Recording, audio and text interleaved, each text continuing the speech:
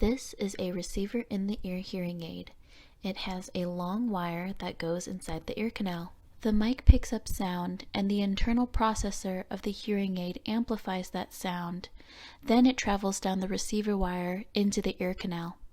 This filter, also known as a wax guard, will commonly get clogged by earwax or debris.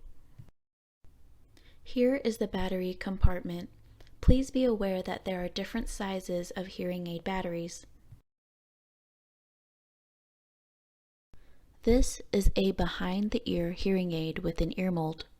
The mic picks up sound and the internal processor of the hearing aid amplifies that sound. Then it travels down the tube into the ear canal. Here is the battery compartment. Please be aware that there are different sizes of hearing aid batteries. Some BTEs have a volume rocker switch that changes the volume.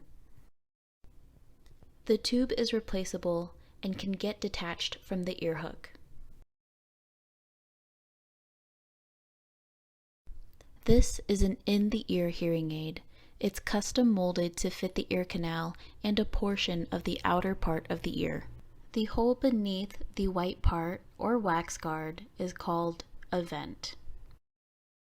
This filter, also known as a wax guard, will commonly get clogged by earwax or debris. On this particular in-the-ear hearing aid, there is a volume wheel and a battery compartment. Please be aware that there are different sizes of hearing aid batteries. One of the common ways to check if a hearing aid is working is to cup it in your hand and see if it squeals. For a behind-the-ear hearing aid, you should check for debris in the mic ports, cracks or damages to the ear hook, or if the tubing is hard or brittle. If it's still not working, try taking off the tube to see if the sound comes through the ear hook. I hear squealing, so it's working. So this means there might be something blocking the sound. Next, you should check the ear mold for any debris or clogged earwax. This can block the sound from getting into the ear. The hearing aid tool I'm about to use has two sides. One side is a brush and the other side is a wire loop. Use this tool to clean off the debris and wax. As a side note, most hearing aids come with this tool. If you don't have one, you can use a toothbrush. Otherwise, you can get this tool from an audiologist. As you can see here, I'm using the wire loop to scrape out the earwax.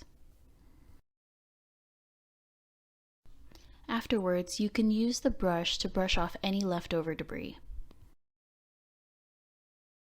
After cleaning, let's see if it works.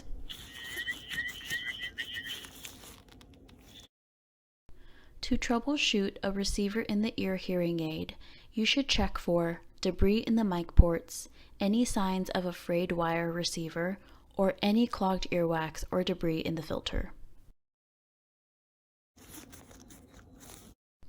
If the white filter is clogged with earwax or debris, then no sound is going to come out. The filter should be replaced with a new one.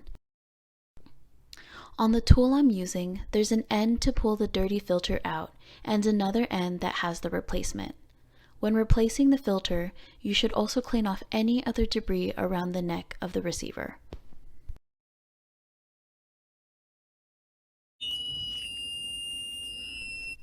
If you hear it squealing, it's working. To troubleshoot an in-the-ear hearing aid, you should check for any cracks in the hearing aid, debris in the mic ports, or clogged earwax in either the filter or vent hole. If cleaning the hearing aid doesn't work, try replacing the battery with a new one. Please keep in mind that there are different sizes of hearing aid batteries. When you replace the battery, be sure that the flat side or positive side is facing up. Close the battery door all the way. Give it a few seconds to boot up and then check if it's squealing at you.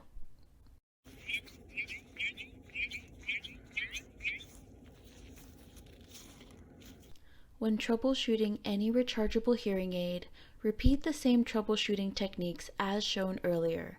If all fails, check that the contacts are clean of any debris or buildup.